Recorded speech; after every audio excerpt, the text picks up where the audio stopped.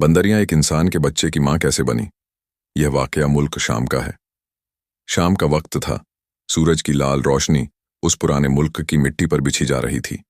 हवा में ठंडक थी जो दूर दूर तक फैली सुनसान राहों को और सर्द कर रही थी।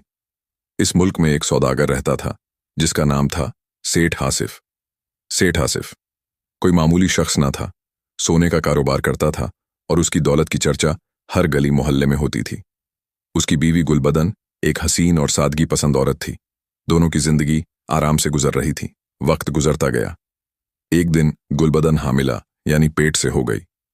उन दोनों की खुशी का ठिकाना न रहा। मगर उसी वक्त सेठ आसिफ को अपने कारोबार के सिलसिले में मुल्क छोड़कर दूर के सफर पर निकलना पड़ा। सफर आसान न था। उसके साथ दो साथी थे। एक का नाम साजिद, दूसरा दानिश। दोनों वफादार थे मगर अपनी अपनी बात के आगे किसी की नहीं सुनते थे। तीनों ने ऊंटों पर सामान लादा और चल पड़े। दिन गुजरते गए और राहें सख्त होती गईं। एक दिन जब सूरज छुपने के करीब जा रहा था, वह लोग एक रेगिस्तान में जा पहुंचे। चारों तरफ बस रेत ही रेत थी। न कोई निशान, न कोई आवाज। मगर अचानक सेठ आसिफ की नजर एक झोपड़ी पर पड़ी। रेगिस्तान के बीच ये झोपड़ी देखकर उसका दिल धक्का से रह गया। यह क्या माजरा है, उसने सोचा। और हैरानी की बात यह कि झोपड़ी के पास एक हरा भरा पेड़ भी खड़ा था। यहां कुछ देर सुस्ता लें, साजिद ने कहा और सेठ आसिफ ने सर हिलाकर हामी भर दी। तीनों ऊंटों से उतरे। सेठ झोपड़ी के करीब गया जबकि साजिद और दानिश थोड़ा हटकर रेत पर बैठ गए। तभी झोपड़ी का दरवाजा खुला और एक बूढ़ा शख्स बाहर निकला। उसकी कमर झुकी हुई थी, दाढ़ी सफेद और आंखों में एक अजीब सी चमक। कपड़े मैले कुचैले मगर चाल में ठसक। वो ऐसा लगता था जैसे बरसों से इस रेगिस्तान का हिस्सा बन चुका हो। उसने सेठ को देखा और लहजे में मिठास घोलते हुए पूछा, कौन हो तुम लोग, इस वीराने में क्या कर रहे हो? सेठ ने सीना चौड़ा करते हुए जवाब दिया, मैं सेठ आसिफ हूं। सोने का सौदागर अपने कारोबार के लिए जा रहा हूं। ये मेरे साथी हैं। बूढ़े ने मुस्कुराकर सर हिलाया मगर उसकी नजरों में कुछ था जो सेठ को खटक रहा था। फिर बूढ़े ने अपनी चाल चली। मैं हाथ देखता हूं, उसने कहा। मैं लोगों की जिंदगी के बारे में बताता हूं। यह सुनकर सेठ ने पहले तो इस बात को हंसकर टालना चाहा मगर फिर उसे अपनी हामिला बीवी का ख्याल आया। चलो, उसने सोचा, पूछ ही लूं, बेटा होगा या बेटी? बूढ़े ने सेठ का हाथ लिया, उसकी रेखाओं पर उंगलियां फेरी और फिर एक ठंडी सांस छोड़ते हुए बोला, बेटा होगा या बेटी, यह तो मैं ना बता सकूं, मगर इतना कहता हूं, अगर बेटी पैदा हुई तो वह तुम्हारे लिए जिल्लत का सबब बनेगी। तुम्हारी इज्जत मिट्टी में मिल जाएगी, दौलत छिन जाएगी और तुम तबाह हो जाओगे। यह सुनते ही सेठ के चेहरे का रंग उड़ गया। उसकी आंखों में खौफ और गुस्सा एक साथ नाचने लगा। ऐसी औलाद का क्या फायदा, उसने मन ही मन सोचा। उसे वह बूढ़ा कोई बड़ा पहुंचा हुआ शख्स लगा। हालांकि हकीकत में वो बस झूठी कहानियों का जाल बुनने वाला एक फरेबी आदमी था जो लोगों से पैसे ऐंठता था। सेठ का दिमाग घूम गया। जिस मुल्क में कारोबार के लिए जा रहा था वो भूल गया। उसने अपने साथियों से कहा, बस अब वापस चलते हैं। साजिद और दानिश हैरान हुए मगर सेठ की जिद के आगे उनकी एक ना चली। तीनों वापस अपने मुल्क लौट आए। घर पहुंचते ही सेठ ने गुलबदन को बुलाया और सख्त लहजे में कहा, मुझे बेटी नहीं बेटा चाहिए। अगर बेटी पैदा हुई तो मैं तुम दोनों को जमीन में दबा दूंगा। गुलबदन के पैरों तले जमीन खिसक गई। उसने अपने शौहर को अच्छे से जाना था। वह जिद्दी था, जो कहता वह कर गुजरता। उसकी आंखों में खौफ भर गया मगर वह चुप रही। वक्त गुजरता गया। 9 महीने पूरे हुए। पैदाइश का वक्त करीब आया। एक रात जब चांद की रोशनी खिड़की से गुलबदन के चेहरे पर पड़ रही थी, उसने एक बेटी को जन्म दिया। दाई ने खुशखबरी सुनाई मगर सेठ के कान तक यह बात पहुंचते ही उसका गुस्सा भड़क उठा। वो कमरे में दाखिल हुआ। उसकी आंखें, लाल चेहरा, सख्त। गुलबदन ने बेटी को सीने से लगाया मगर सेठ ने उसकी तरफ देखा और ठंडे लहजे में कहा, बेहतर है कि तुम अपने हाथों से इसे मार दो, वरना मैं इसका ऐसा हाल करूंगा कि तुम कांप जाओगी। गुलबदन के हाथ पैर ठंडे पड़ गए। उसने अपने शौहर के सामने हाथ जोड़े, आंसुओं से गिड़गिड़ाई, खुशामद करने लगी कि इसे मत मारो, यह प्यारी बच्ची है। मगर सेठ का दिल पत्थर हो चुका था। उसने गुलबदन को एक नजर घूरा और कमरे से बाहर निकल गया। गुलबदन अपनी नन्ही बेटी को देखती रही। उसका दिल टुकड़ों में बंट गया। इस बात को एक दिन गुजर गया। अगले दिन आसिफ का गुस्सा अब उसकी हदें पार कर चुका था। उसकी आंखें लाल थीं, उसका चेहरा सख्त, माथे पर पसीने की बूंदें चमक रही थीं और हाथ कांप रहे थे। गुस्से से या डर से वह खुद भी न समझ सका। उसने गुलबदन से वह नन्ही बच्ची छीन ली थी। गुलबदन की चीखें कमरे में गूंज उठीं। वह खुशामद करने लगी, आसिफ मत करो, मेरी बच्ची को छोड़ दो। वो गिड़गिड़ाई, अपने हाथ जोड़े, मगर आसिफ का दिल अब पत्थर से भी सख्त हो चुका था। उसने बच्ची को गोद में उठाया। वो नन्ही जान अभी तक चुपचाप सो रही थी। उसकी सांसें चल रही थीं। आसिफ ने एक बार उसकी तरफ देखा और बिना कुछ कहे घर से बाहर निकल पड़ा। रात का सन्नाटा था। चांद की फीकी रोशनी कस्बे की गलियों पर पड़ रही थी। आसिफ तेज कदमों से चल रहा था। उसकी मंजिल थी जंगल, वो घना वीरान जंगल जो कस्बे से थोड़ी दूर शुरू होता था। वहां दरख्तों की शाखें इतनी उलझी थीं कि दिन में भी सूरज की रोशनी मुश्किल से नीचे पहुंचती थी। रास्ते में हवा ठंडी थी जो उसके चेहरे को छू रही थी, मगर उसका गुस्सा इतना गर्म था कि उसे कुछ महसूस ना हुआ। उसके जहन में बस एक ही बात गूंज रही थी, उस बूढ़े की कही हुई बातें, अगर बेटी रही तो जिल्लत होगी, मेरी इज्जत मिट्टी में मिल जाएगी, मेरी दौलत खत्म हो जाएगी। वो बार बार सोचता और हर बार उसका गुस्सा बढ़ता जाता। जंगल में पहुंचते ही उसने चारों तरफ नजर दौड़ाई।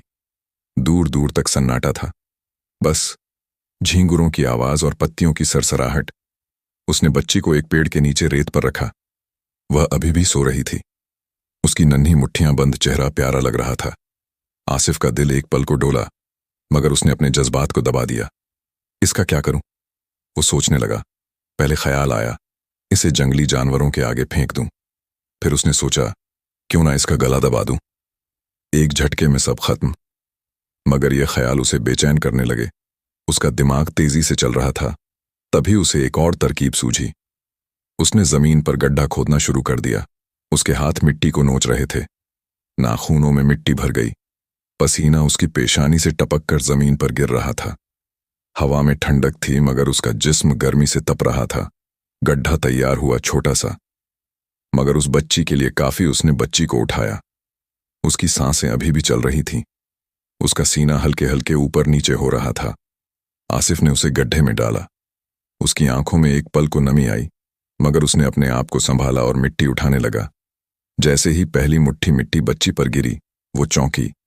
उसकी आंखें खुलीं और एक हल्की सी सिसकी निकली। आसिफ के हाथ रुक गए। उसका दिल धड़कने लगा, जैसे कोई उसे चेतावनी दे रहा हो। घबराहट उस पर तारी हो गई। उसने जल्दी जल्दी मिट्टी डाली।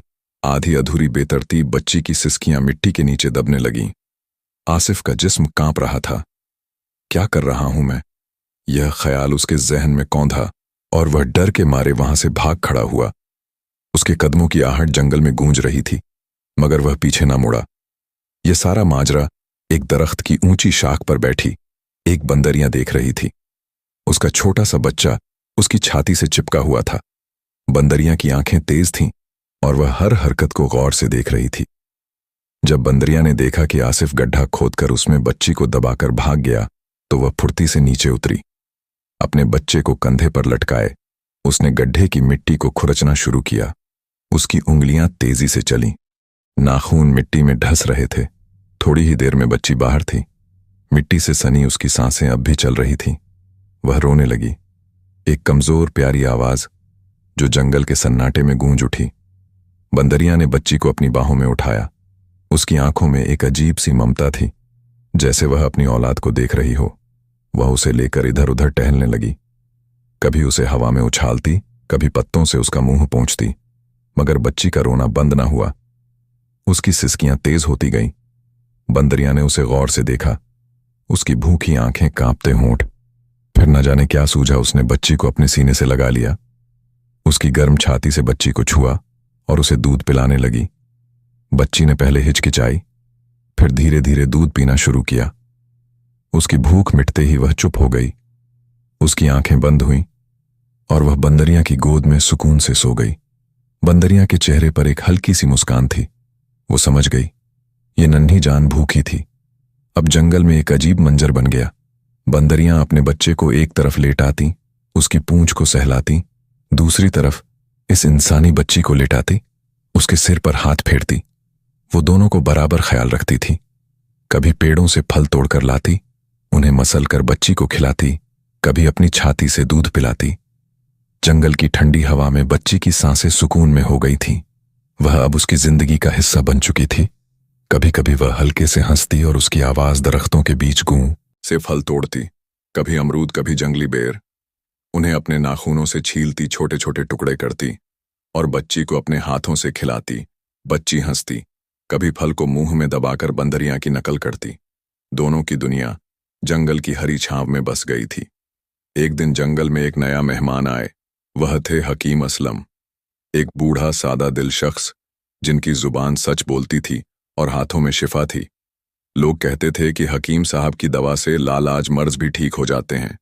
वह जंगल में जड़ी बूटियां ढूंढने आए थे।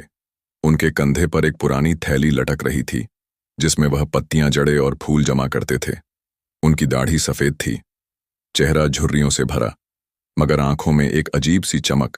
वह धीरे धीरे चल रहे थे जब उनकी नजर एक दरख्त के नीचे बैठी बंदरियां पर पड़ी। बंदरियां अपनी छाती से उस बच्ची को दूध पिला रही थी। हकीम असलम ठिठक गए। यह क्या माजरा है? उन्होंने मन ही मन सोचा। एक इंसानी बच्ची जंगल में एक बंदरिया की गोद में। वो हैरान थे। पहले तो उन्हें लगा शायद इस बंदरिया ने किसी मां से इसका बच्चा छीन लिया हो या किसी कस्बे से इसे उठा लाई हो, मगर जब उन्होंने गौर किया तो मंजर कुछ और था। बच्ची हंस रही थी, वो बंदरिया के साथ खेल रही थी, उसके बालों को सहला रही थी। उसकी आंखों में डर न था बल्कि सुकून था। हकीम असलम की हैरानी बढ़ गई। वह धीरे धीरे आगे बढ़े। अपनी लाठी को जमीन पर टेकते हुए बंदरिया ने हकीम को देखा। उसकी आंखें सतर्क हो गईं, मगर वह भागी नहीं। शायद उसे हकीम की नरम सूरत पर भरोसा हो गया था। हकीम असलम ने पास आकर कहा, ए बंदरिया, ये बच्ची कौन है? जवाब में बस सन्नाटा था। फिर उन्होंने बच्ची को गौर से देखा। वो प्यारी थी। उसकी आंखें बड़ी बड़ी, गाल गुलाबी और होठों पर एक हल्की मुस्कान, मगर उसके जिस्म पर जो कपड़े थे वह फटे हुए थे। मिट्टी से सने और बरसों की धूल में गंदे हकीम असलम का दिल पसीज गया। उन्होंने अपने सर से रुमाल उतारा, एक सादा सफेद कपड़ा जो थोड़ा मैला था मगर साफ, उसमें बच्ची को लपेट दिया। बच्ची ने उनकी तरफ देखा और एक पल को हंस दी। हकीम असलम ने बंदरिया की तरफ देखा और धीरे से कहा, यह बच्ची इंसान की है, इसे इंसानों के बीच रहना चाहिए। मैं इसे अपने साथ ले जाऊंगा, इसका माँ बाप ढूंढूंगा ताकि इसे उसकी सही जगह मिले। बंदरियां चुप रहीं, मगर उसकी आंखों में एक अजीब सी उदासी थी। हकीम असलम ने बच्ची को गोद में उठाया और जंगल के रास्ते अपनी कुटिया की तरफ चल पड़े। उनके कदम धीमे थे मगर मंजिल पक्की। मगर कुछ कदम चलते ही उन्हें एहसास हुआ कि कोई पीछे आ रहा है। उन्होंने मुड़कर देखा। वह बंदरियां थीं। उसकी आंखों में आंसू चमक रहे थे। वह अपने छोटे बच्चे को कंधे पर लटकाए धीरे धीरे उनके पीछे चल रही थी। हकीम असलम रुक गए। उनकी आंखें नम हुईं और होठों पर एक हल्की मुस्कान आ गई। ये बंदरियां इस बच्ची से कितनी मोहब्बत करती हैं। उन्होंने सोचा, वो नेक दिल इंसान थे, किसी का दिल दुखाना उनकी फितरत में ना था। उन्होंने बंदरियां को इशारा किया, आजा मेरे साथ चल। बंदरियां थोड़ा हिचकी, फिर उनके पीछे से चल पड़ी। हकीम असलम की कुटिया कोई बड़ा मकान न था। जंगल के किनारे एक छोटी सी झोपड़ी थी, मिट्टी की दीवारें, छप्पर की छत और बाहर एक टूटी सी चौकी। वो बच्ची को लेकर अंदर आई। उसके जिस्म पर मिट्टी के निशान थे, कुछ छोटे छोटे जख्म भी। हकीम असलम ने अपनी थैली से जड़ी बूटियां निकाली, एक पत्ती को पीसकर मरहम बनाया और बच्ची के जख्मों पर लगाया। उसकी उंगलियां नरम थीं, जैसे कोई बाप अपने बच्चे को सहलाता हो। कुछ दिनों में बच्ची के जख्म भर गए। उसका चेहरा चमकने लगा और वह हंसने खेलने लगी। एक दिन हकीम साहब ने कहा, आज से तेरा नाम महानाज है महाराज, यानी शान और खूबसूरती। उन्होंने अपनी कुटिया के बाहर 2 दरख्तों के बीच एक झूला बांधा। रस्सी पुरानी थी मगर मजबूत थी। महाराज को उसमें लिटाया। बंदरियां पास बैठ गई, अपने पंजों से झूले को हिलाती और महनाज हंसती। उसकी हंसी कुटिया के आसपास गूंजती, जैसे जंगल में बाहर आ गई हो। हकीम असलम पहले तन्हा रहते थे। उनकी जिंदगी जड़ी बूटियों और मरहमों तक थी, मगर अब यह कुटिया एक घर बन गई थी। महनाज उनकी बेटी की तरह थी और बंदरियां उसकी मां। तीनों साथ रहने लगे। मगर सवाल यह था, महनाज की असली कहानी क्या थी? वक्त अपनी चाल चलता रहा। महाराज अब जवान हो चुकी थी। जंगल की वह नन्ही बच्ची जो कभी बंदरियां की गोद में पली थी, अब एक हसीन और समझदार लड़की बन गई थी। हकीम असलम ने उसकी परवरिश में कोई कसर ना छोड़ी थी। वह उसे अपनी बेटी मानते थे और महनाज भी उन्हें वालिद और बंदरियां को अपनी मां समझती थी। हकीम साहब ने बरसों तक उसके असली घर वालों का पता लगाने की कोशिश की। वह कस्बों में गए, लोगों से पूछा, पुरानी बातों को टटोला। आखिरकार एक दिन उन्हें हकीकत का इल्म हो गया। एक बूढ़े चरवाहे ने उन्हें बताया था कि सौदागर आसिफ ने अपनी बेटी को जन्म के बाद जंगल में दफना दिया था। फिर किसी तरह वह बंदरियां के हाथ लगी। हकीम असलम का दिल धक्का से रह गया, तो यह आसिफ की बेटी है। उन्होंने सोचा सब कुछ साफ हो चुका था, मगर वह इस राज्य को अपने सीने में दबाए रखे। उधर आसिफ के घर में खुशियां छाई थीं। सौदागर की बीवी गुलबदन ने एक बेटे को जन्म दिया था। आसिफ का सीना फूल गया। बेटी से तो मैंने जान छुड़ा ली, वह सोचता, और अब मेरे घर में बेटा आया है। मेरी इज्जत, मेरी दौलत सब महफूज है। उसने अपने बेटे का नाम जावेद रखा। जावेद उसकी आंखों का तारा था। आसिफ उसे सोने के सिक्कों से खेलने देता, उसे तलवारें सिखाता और अपने कारोबार का नायब समझता। वक्त गुजरता गया और जावेद भी जवान हो गया, लंबा हट्टा कट्टा और अपने बाप की तरह जिद्दी। इधर महनाज की जिंदगी हकीम असलम की कुटिया में गुजर रही थी। हकीम साहब ने उसे जड़ी बूटियों का इल्म सिखाया था। वह अब उनकी शागिर्द थी। पत्तियां पीसना, मरहम बनाना और छोटे मोटे जख्म ठीक करना सीख गई थीं। उसकी उंगलियां नरम मगर मजबूत थीं और चेहरा ऐसा कि बेहद खूबसूरत वह पर्दे में रहती थी। बंदरियां अब बूढ़ी हो चली थीं, मगर महज से उसकी मोहब्बत कम ना हुई। वो उसके पास बैठती, उसे रोटी खिलाती और उसकी हंसी सुनकर अपनी पूंछ हिलाती। एक दिन जंगल में एक हादसा हुआ। सौदागर का बेटा जावेद अपने 2 सिपाहियों के साथ कहीं जा रहा था। घोड़ों की टापें जंगल की सख्त जमीन पर गूंज रही थीं। अचानक उसके पैर में एक जहरीले कीड़े ने डंक मार दिया। उसका पैर सूज गया।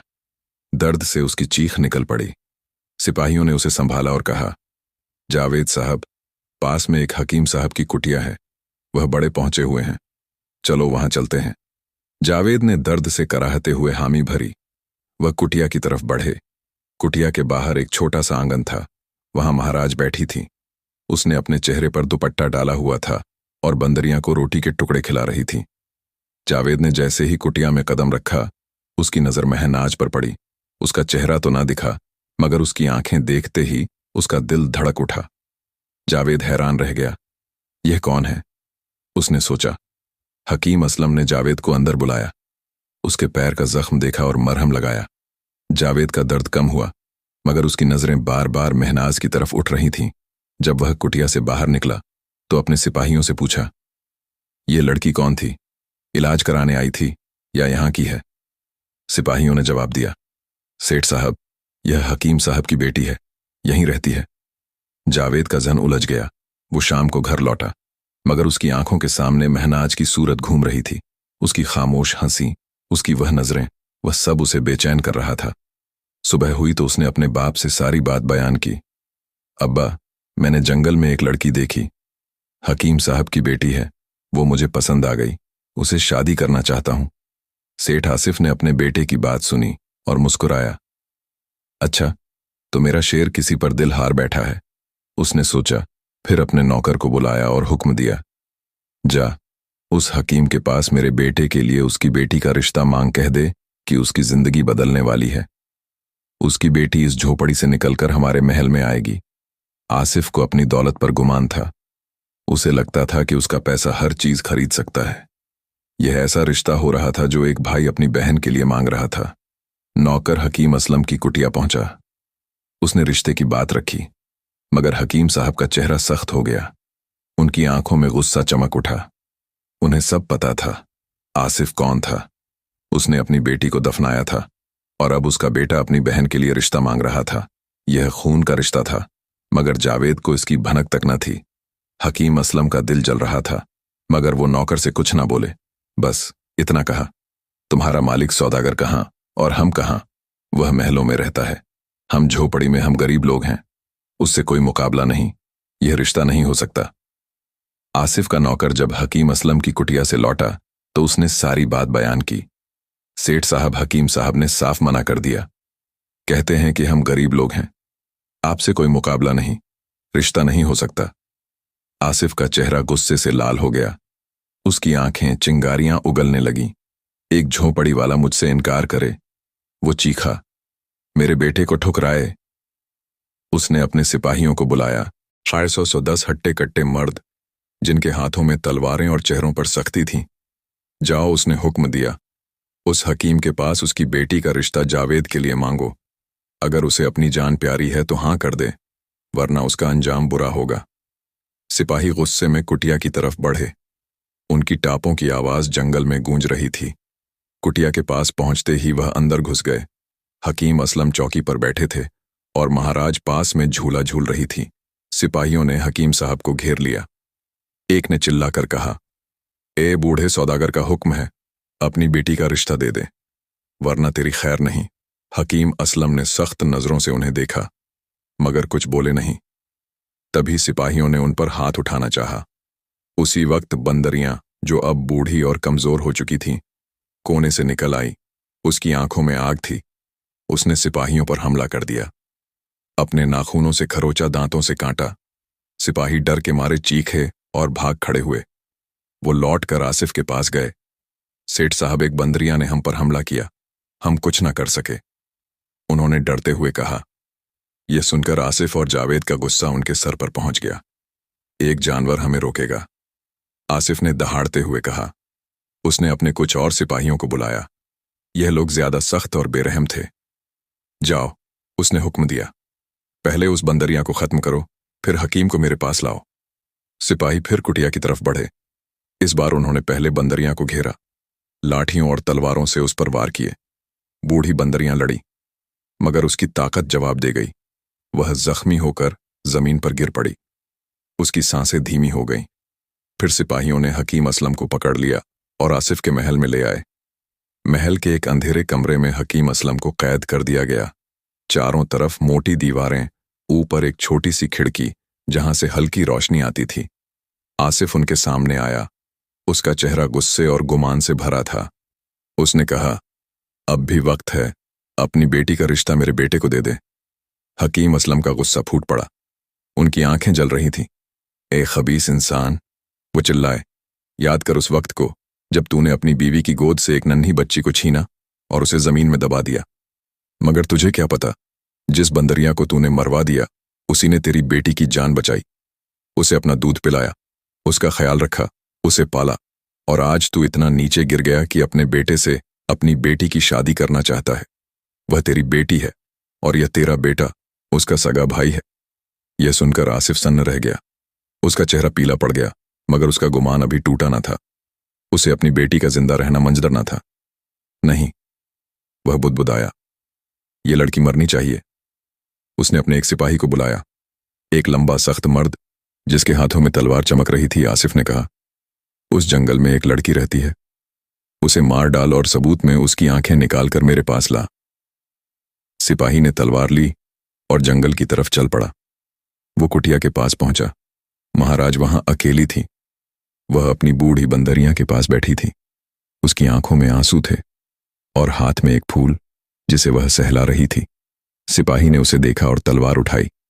जैसे ही वह वार करने वाला था, महनाज की नजर उस पर पड़ी। वह रोने लगी। मुझे मत मारो, उसने गिड़गिड़ाते हुए कहा। हकीम साहब ने मुझे पाला है, उस बंदरिया ने मेरी जान बचाई थी, मैंने किसी का क्या बिगाड़ा। सिपाही की तलवार हवा में रुक गई। उसकी आंखों में नमी आ गई। मैं इसे क्यों मारूं, उसने सोचा। इसके बाप के कहने पर इस बच्ची की जान क्यों लूं। उसने तलवार नीचे कर दी। फिक्र मत कर बहन, उसने कहा, मैं तुझे नहीं मारूंगा, तू यहीं रह। महानाज की सिसकियां थम गई। सिपाही वहां से लौट पड़ा। रास्ते में उसे एक बकरी दिखी। उसने बकरी का शिकार किया, उसकी आंखें निकाली और आसिफ के पास ले गया। सेठ साहब, काम हो गया, उसने कहा, और खून से सनी आंखें आसिफ के सामने रख दी। आसिफ ने उन्हें देखा और खुश हो गया। अब मेरी बेटी मर चुकी है, उसने सोचा। उसका चेहरा सुकून से भर गया, मगर यह सारा माजरा गुलबदन देख रही थी। वह कमरे के पीछे खड़ी थी, चुपचाप सब सुन रही थी। उसका दिल कांप रहा था। जब सिपाही चला गया तो उसने उसे खुफिया तौर पर बुलाया और कांपती आवाज में पूछा, सच सच बता, क्या तूने मेरी बेटी को मार डाला? सिपाही ने गुलबदन की आंखों में ममता देखी। नहीं मां जी, उसने कहा, मैंने तेरी बेटी को खरोंच तक न आने दी। वह जिंदा है, जंगल में महफूज है। यह सुनकर गुलबदन की आंखों से आंसू झलक पड़े, मगर होठों पर एक हल्की मुस्कान आ गई। उसका दिल सुकून से भर गया। आसिफ को लगता था कि उसका गुनाह छुप गया, मगर गुलबदन को हकीकत पता चल चुकी थी। हकीम असलम कैद में थे और महाराज जंगल में बंदरियां के साथ अकेली थी। कुछ दिनों में बंदरियां भी ठीक हो गईं। एक बड़ा मोड़ आने वाला है। एक दिन महनाज अपनी झोपड़ी में रोज की तरह काम कर रही थी। वह झाड़ू लगा रही थी और साथ में कुछ जड़ी बूटियों को सुखाने के लिए रख रही थी, जो उसने अपने बाबा से सीखा था। तभी अचानक बाहर से घोड़े की टापों की आवाज आई। उसने चौंक कर बाहर देखा तो एक सिपाही, जिसके कपड़ों पर सल्तनत का निशान बना था, उसकी झोपड़ी के पास रुक गया। सिपाही ने घोड़े से उतरते हुए कहा, यहां हकीम साहब रहते हैं ना? बादशाह सलामत ने उन्हें फौरन बुलाया है। शहजादे की तबीयत बहुत खराब है। कोई तबीब या हकीम उनका इलाज नहीं कर पा रहा। किसी ने बताया कि यहां एक बहुत काबिल हकीम रहते हैं, जो हर मर्ज की दवा जानते हैं। महाराज ने यह सुना तो उसका दिल भर आया। उसे अपने बाबा की याद आई, जो अब वहां नहीं थे। उसने सिपाही से धीरे से कहा, सिपाही भाई, अफसोस की बात है कि हकीम साहब इस वक्त यहां नहीं है। वह कहीं गए हैं और शायद लौटने में वक्त लगे। सिपाही का चेहरा लटक गया, लेकिन महनाज ने हिम्मत करके आगे कहा, अगर आप कहें तो मैं आपके साथ चल सकती हूं। हकीम साहब मेरे बाबा हैं और उन्होंने मुझे भी इलाज का हुनर सिखाया है। अगर बादशाह सलामत इजाजत दें तो मैं शहजादे की मदद कर सकती हूं। सिपाही ने उसे ऊपर से नीचे तक देखा। एक पल को उसे शक हुआ कि यह लड़की भला क्या कर सकती है, लेकिन फिर उसने सोचा कि हालात इतने बुरे हैं कि कोई उम्मीद छोड़ना ठीक नहीं। उसने कहा, ठीक है, चलो, बादशाह को इस वक्त किसी काबिल हकीम की सख्त जरूरत है। महानाज ने फटाफट अपनी छोटी सी पोटली उठाई, जिसमें कुछ जड़ी बूटियां थीं, और सिपाही के साथ जो दूसरा घोड़ा था, उस घोड़े पर सवार होकर महल की तरफ चल पड़ी। महल पहुंचते ही सिपाही उसे सीधे बादशाह सलामत के सामने ले गया। बादशाह अपने बड़े से तख्त पर बैठे थे, लेकिन उनके चेहरे पर परेशानी साफ झलक रही थी। जब उन्होंने महाराज को देखा, एक सादा सी लड़की सादे कपड़ों में, बिना किसी तामझाम के, तो वह हैरान रह गए। उन्होंने सिपाही से सख्त लहजे में पूछा, यह लड़की कौन है? हमने हकीम साहब को बुलाया था। यह यहां क्या कर रही है? सिपाही ने जल्दी से सारी बात बताई कि हकीम साहब नहीं मिले और यह लड़की उनके साथ आई है। महानाज ने आगे बढ़कर अदब से कहा, बादशाह सलामत, मैं हकीम साहब की बेटी हूं। मेरे बाबा ने मुझे जड़ी बूटियों और इलाज का इल्म सिखाया है। अगर आप इजाजत दें तो मैं शहजादे को देख सकती हूं। मैं वही दवाइयां बना सकती हूं जो मेरे बाबा बनाते थे। बादशाह को पहले यकीन नहीं हुआ। वह सोच में पड़ गए कि इतनी छोटी सी लड़की भला उनके बेटे को कैसे ठीक कर सकती है। लेकिन फिर उन्होंने सोचा कि जब बड़े बड़े हकीम नाकाम हो चुके हैं तो एक बार कोशिश करने में क्या हर्ज है। उन्होंने कहा, ठीक है, जाओ, शहजादे का इलाज शुरू करो। हमें कुछ समझ नहीं आ रहा कि उसे हुआ क्या है। महानाज को शहजादे के कमरे में ले जाया गया। कमरा बड़ा था, लेकिन वहां उदासी छाई हुई थी। शहजादा बिस्तर पर लेटा था। उसका चेहरा पीला पड़ चुका था और सांसें धीमी चल रही थीं। महानाज ने पास जाकर उसकी कलाई पकड़ी और नब्ज देखी। उसने शहजादे की आंखें चेक की, उसकी सांसों की गंध सूंघी और कुछ देर तक चुपचाप सोचती रही। फिर वह बाहर आई और बादशाह से बोली, बादशाह सलामत, मैं आपसे अकेले में शहजादे के बारे में बात करना चाहती हूं। बादशाह ने फौरन सारे नौकरों और सिपाहियों को कमरे से बाहर भेज दिया। जब सिर्फ वह और महाराज रह गए तो उसने धीरे से कहा, बादशाह सलामत, शहजादे को कोई बीमारी नहीं है। उन्हें खाने में हल्का हल्का जहर दिया जा रहा है। यह जहर धीरे धीरे उनके जिस्म को खोखला कर रहा है, इसीलिए उनकी सेहत दिन ब दिन बिगड़ती जा रही है। यह सुनकर बादशाह के होश उड़ गए। उनके चेहरे का रंग उड़ गया और वह गुस्से से कांपने लगे। उन्हें महनाज की बात पर यकीन इसलिए भी हुआ क्योंकि कोई दूसरा हकीम इस बात को पकड़ नहीं पाया था। बादशाह ने फौरन सख्त कदम उठाया। उन्होंने महल में पूछताछ शुरू करवाई। हर नौकर, हर बावर्ची से सवाल किए गए। आखिर में पता चला कि महल का एक बावर्ची, जो बादशाह के दुश्मन का वफादार था, खाने में जहर मिला रहा था। बादशाह ने गुस्से में आकर उसी वक्त उस बावर्ची को कत्ल करने का हुक्म दे दिया। फिर वह महनाज के पास आए और हाथ जोड़कर बोले, लड़की, तुमने हमारे बेटे की जान बचाने में बड़ी मदद की है। अब तुम ही इसका इलाज करो। कोई ऐसी दवा बनाओ कि यह जहर इसके जिस्म से निकल जाए।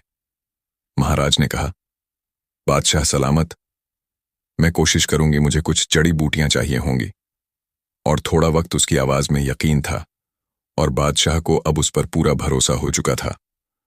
महाराज ने मन में ठान लिया कि वह शहजादे को ठीक करके ही दम लेगी। महाराज ने शहजादे को ठीक करने के लिए कोई कसर नहीं छोड़ी। उसने बादशाह से कहलवाकर जंगल से कुछ खास जड़ी बूटियां मंगवाईं। वो जड़ी बूटियां जो सिर्फ गहरे जंगलों में मिलती थीं और जिनका इल्म उसे अपने बाबा से मिला था। उसने रात दिन मेहनत की, एक छोटे से मिट्टी के चूल्हे पर दवा तैयार की। पहले उसने जड़ी बूटियों को पीसकर उनका रस निकाला, फिर उसे शहद के साथ मिलाया ताकि जहर का असर धीरे धीरे कम हो सके। कुछ ही दिनों में उसकी मेहनत रंग लाई। शहजादे की आंखों में चमक लौट आई और वह बिस्तर से उठकर चलने फिरने लगा। बादशाह सलामत ने जब अपने बेटे को बिल्कुल ठीक देखा तो उनकी खुशी का ठिकाना न रहा। उन्होंने महज को बुलवाया और कहा, बेटी, तुम जो मांगोगी वह हम देंगे, चाहे महल हो, हीरे जवाहरात हो या कुछ और, बस बोलो। महानाज चुप रही। उसने सिर झुकाया और कुछ नहीं कहा। उसे ना तो महल की चाहत थी, ना ही जेवरों की। उसका दिल बस अपने बाबा की याद में डूबा था।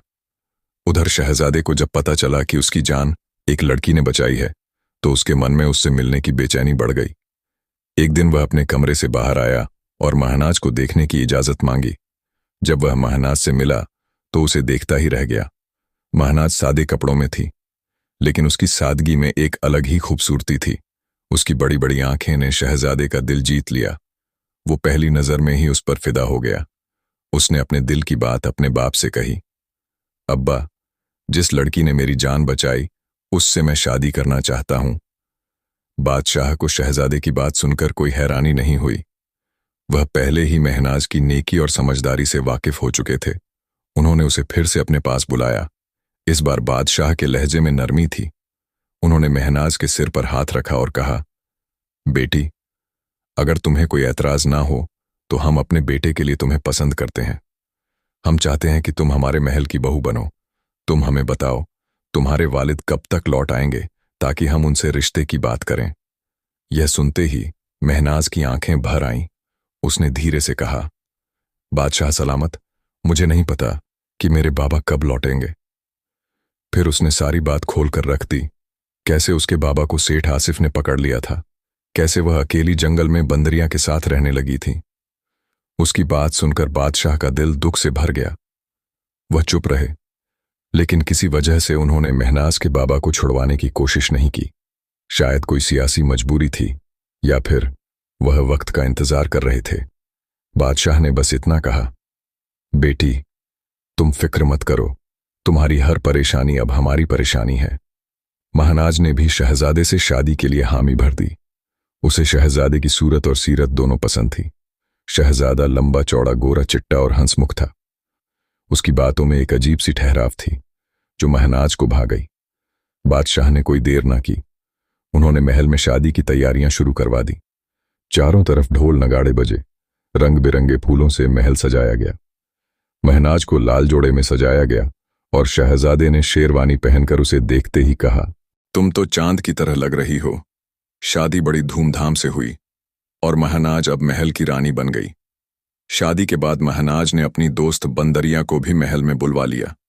उसने बादशाह और शहजादे से कहा, यह बंदरिया मेरी दोस्त है, इसने मुझे मां की तरह पाला है ना। बादशाह को ऐतराज हुआ ना शहजादे को। वह दोनों महाराज की बात को समझते थे। बंदरिया को महल में जगह दी गई जहां वह आराम से रह सके। शहजादा अपनी खूबसूरत बीवी को पाकर बहुत खुश था। वह हर वक्त महाराज के साथ वक्त बिताना चाहता था और महाराज भी अपने शौहर के साथ सुखी थी। जंगल की वह सादा सी लड़की अब महल की रानी बन चुकी थी। शादी के बाद महज और शहजादे की जिंदगी खुशहाली से गुजर रही थी। 1 साल का वक्त ऐसे बीता जैसे पलक झपकते गुजर जाए। इस दौरान उनके घर एक खूबसूरत बेटी ने जन्म लिया। छोटी सी गुड़िया जैसी वह बच्ची महल में सबकी जान बन गई थी। उसकी हंसी से महल गूंज उठता था शहजादा अपनी बीवी और बेटी को लेकर बहुत खुश था और महनाज भी अपने नए परिवार में सुख चैन से रह रही थी। लेकिन एक रात कुछ ऐसा हुआ जो महनाज के दिल को फिर से उदास कर गया। उस रात शहजादा अपने कमरे में आया तो देखा कि महनाज खिड़की के पास बैठी बाहर चांद को देख रही थी। उसकी आंखें नम थीं और चेहरा उदास। शहजादे ने पास जाकर उसका कंधा थपथपाया और नरम लहजे में पूछा, क्या बात है, तुम इतनी उदास क्यों हो? कहीं मुझसे कोई कमी तो नहीं रह गई? मैं तुम्हें खुश रखने में नाकाम तो नहीं हुआ? महनाज ने सिर हिलाया और धीरे से कहा, नहीं, तुमने तो मुझे वह सब दिया जो मेरे सगे रिश्तों ने भी नहीं दिया। मैं बस अपने बाबा को याद कर रही थी। वो आज भी उन जालिमों की कैद में है। उन्होंने मुझे बेटी की तरह पाला और मैं यहां महल में सुख भोग रही हूं। शहजादे ने उसकी बात सुनी और हल्के से मुस्कुराया। उसने महज का हाथ थामकर कहा, फिक्र मत करो, सब ठीक हो जाएगा। वैसे मैं तुम्हें एक बात बताने आया था। आज शाम को हमारे कुछ खास मेहमान आने वाले हैं। ये हमारे पुराने कारोबारी साथी हैं, लेकिन पिछले कुछ अरसे से उनकी तबीयत ठीक नहीं है। कोई ऐसी बीमारी लगी है जो बड़े बड़े हकीमों के इलाज से भी ठीक नहीं हो रही। अब्बाजान ने उन्हें बताया कि हमारे पास एक काबिल हकीमा है, यानी तुम एक बार उनकी हालत देख लेना। महनाज ने सिर हिलाया और कहा, जी क्यों नहीं, मेहमानों की खिदमत करना तो हमारे लिए जरूरी है। दिन ढलते ढलते रात हो गई। महल में मेहमानों के आने की तैयारियां पूरी हो चुकी थीं। बाहर से घोड़ों की टापों की आवाज आई और सिपाहियों ने ऐलान किया कि मेहमान आ गए। बादशाह सलामत ने उन्हें मेहमान खाने में बुलवाया। बड़े बड़े दीवान बिछाए गए, मखमली तकिए सजाए गए और खाने की मेज पर तरह तरह के पकवान रखे गए। कबाब, बिरयानी, शाही मिठाइयां। मेहमान 3 लोग थे। एक बुजुर्ग मर्द, उसकी बीवी और उनका जवान बेटा। बादशाह ने अपनी बहू महाराज को बुलवाया ताकि वह मेहमान की बीमारी देख सके। महाराज तैयार होकर मेहमान खाने की ओर बढ़ी। उसने लंबा दुपट्टा ओढ़ा हुआ था और हाथ में अपनी जड़ी बूटियों की पोटली थामे थी।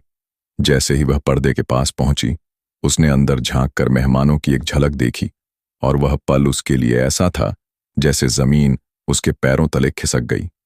सामने बैठे वह मेहमान कोई और नहीं बल्कि उसके अपने सगे बाप, मां और भाई थे। उसका बाप पहले की तरह मजबूत नहीं लग रहा था। उसकी कमर झुक गई थी, चेहरा पीला पड़ गया था और आंखों के नीचे काले घेरे बन गए थे। ऐसा लग रहा था जैसे कोई भारी बीमारी उसे खाई जा रही हो। उसकी मां भी उदास और थकी हुई दिख रही थी और भाई चुपचाप एक कोने में बैठा था।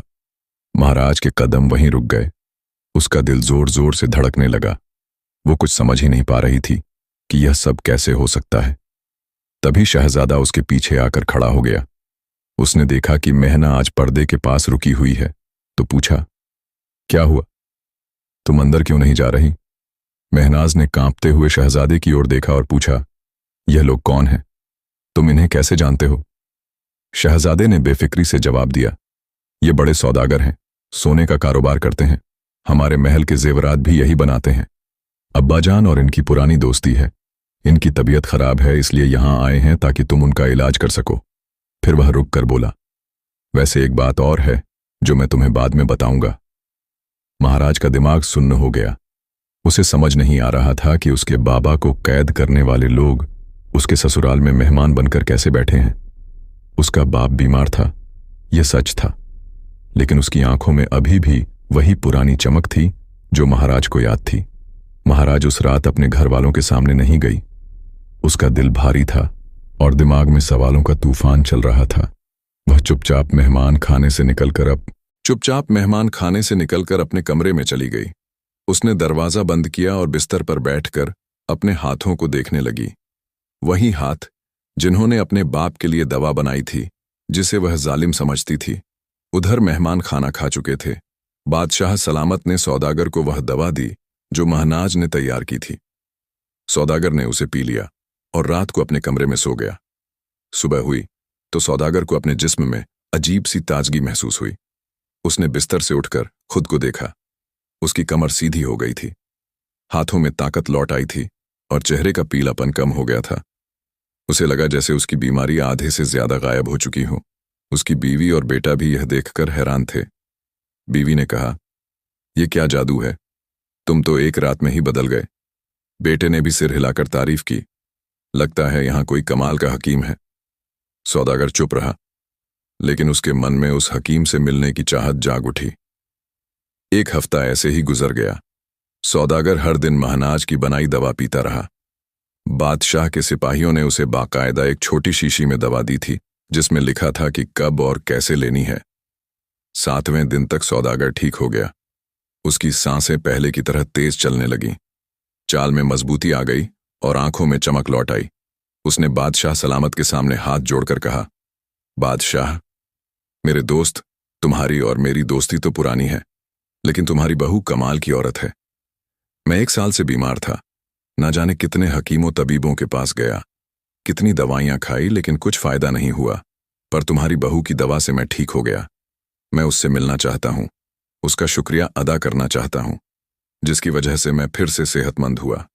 तुम बहुत अच्छे हो मेरे दोस्त, जो तुम्हें ऐसी बहू मिली। बादशाह ने यह सुना तो हल्के से मुस्कुराए। उन्होंने सौदागर की ओर देखकर कहा, अरे नहीं दोस्त, शायद मुझसे ज्यादा कोई और अच्छा था, लेकिन वह उस बेहतरीन चीज को पहचान नहीं सका। उनकी बात में एक गहराई थी जो सौदागर समझ नहीं पाया। बादशाह ने तुरंत शहजादे को बुलाया और हुक्म दिया, जाओ, अपनी बीवी को लेकर आओ, हमारे मेहमान उनसे मिलना चाहते हैं। शहजादा चला गया। जब वह महनाज के कमरे में पहुंचा तो वह खामोश बैठी थी। उसकी आंखें अभी भी नम थीं। शहजादे ने नरम लहजे में कहा, चलो, मेहमान तुमसे मिलना चाहते हैं, अब्बा जान ने बुलाया है। महनाज ने सिर उठाया, एक गहरी सांस ली और तैयार हो गई।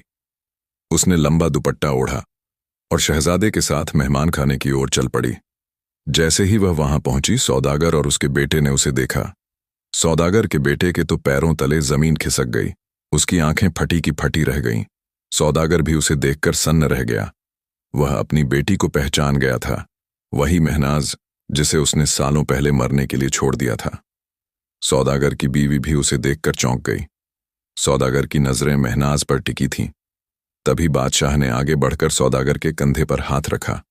उन्होंने कहा, मेरे दोस्त, मुझसे ज्यादा अच्छे इंसान तुम थे, लेकिन जिसने अपनी अच्छाई को बुराई में बदल लिया वह भी तुम ही हो।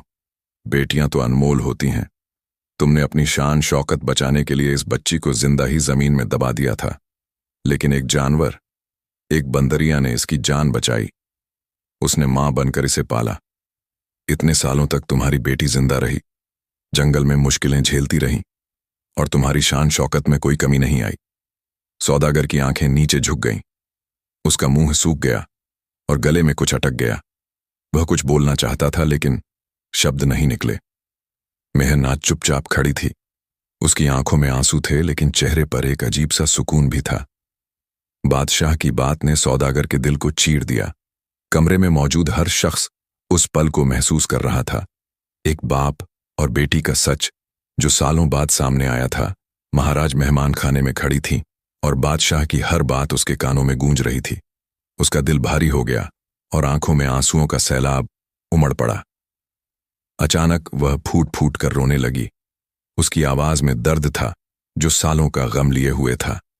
उसने कांपते लहजे में कहा, मैं तो हमेशा माँ बाप से महरूम रही। मुझे तो यह भी नहीं पता था कि मेरे माँ बाप कौन हैं। मेरे बाप ने मुझे अपने हाथों से दूर किया। एक बेजुबान बंदरिया ने मुझे मां बनकर पाला, मुझे अपना दूध पिलाया। फिर हकीम साहब ने मुझे बाप का प्यार दिया, लेकिन आप लोगों ने उन्हें भी मुझसे छीन लिया। उसकी बातें सुनकर कमरे में सन्नाटा छा गया। महनाज रोते रोते जमीन पर बैठ गई और उसका सिसकना हर किसी के दिल को चीर रहा था। सौदागर का चेहरा शर्मिंदगी से लाल हो गया।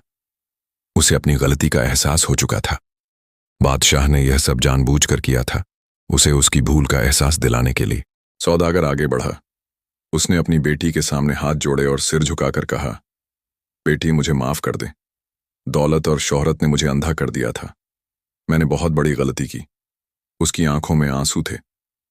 पास खड़ी उसकी बीवी पहले से ही बिलख बिलख कर रो रही थी। जब उसने देखा कि सौदागर का दिल पसीज गया तो वह भी आगे बढ़ी। उसने महज को गले से लगा लिया और कहा, बेटी, मैं इस लम्हे का इंतजार सालों से कर रही थी।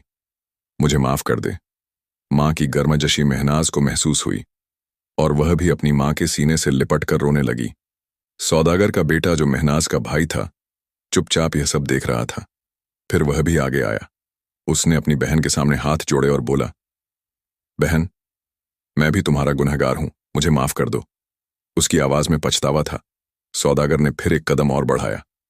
उसने कहा, मैं उस बेजुबान बंदरिया से भी माफी मांगना चाहता हूं। मैंने इसके साथ भी बहुत बुरा किया। बादशाह के इशारे पर बंदरिया को लाया गया। वो अपने छोटे से कमरे से बाहर आई और सौदागर उसके सामने गया। उसने हाथ जोड़कर माफी मांगी। बंदरिया की आंखों में आंसू थे। ऐसा लग रहा था जैसे वह भी इंसान हो और सब समझ रही हो। उसने धीरे से सौदागर का हाथ छुआ, मानो उसे माफ कर दिया हो। बादशाह सलामत और शहजादे ने यह सब चुपचाप देखा। उनकी मुराद पूरी हो गई थी। वह यही चाहते थे कि सौदागर को अपनी गलती का एहसास खुद हो। इसके लिए उन्होंने 1 साल तक इंतजार किया था। बादशाह ने फौरन हुक्म दिया कि हकीम साहब को कैद से रिहा किया जाए। सिपाही गए और कुछ ही देर में हकीम साहब महल में पहुंच गए।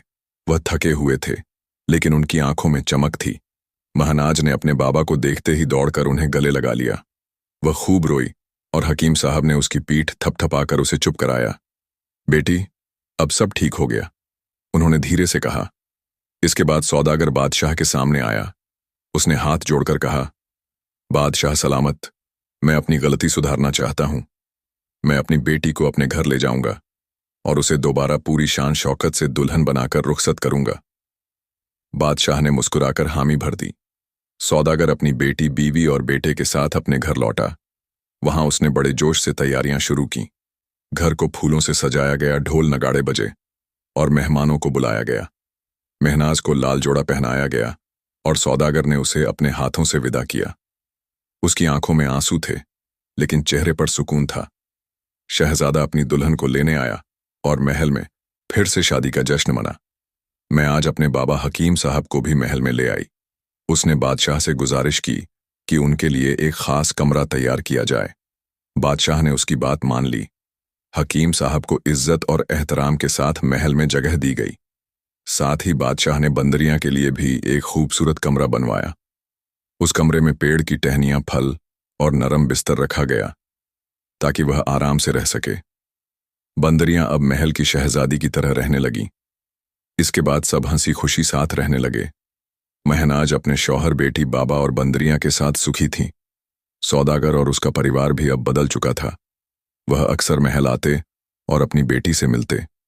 बादशाह और शहजादे को देखकर लगता था कि उनकी मेहनत रंग लाई।